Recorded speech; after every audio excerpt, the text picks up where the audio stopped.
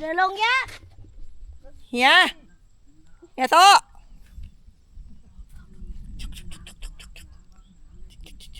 อันนี้อยู่ไร่โอโซนค่ะถือว่ามาเซอร์เวย์นะคะวันนี้เพราะว่ามีครอบครัวเดียวแล้วไม่มีอาหารกิน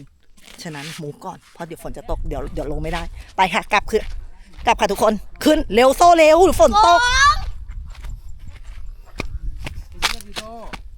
ไปเรียกกลับแล้ว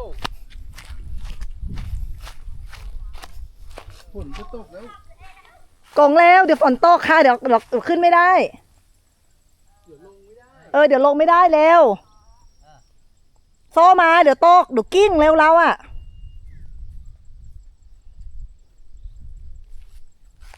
ไปเร็วไม่นอนไงไม่นอนค่ะ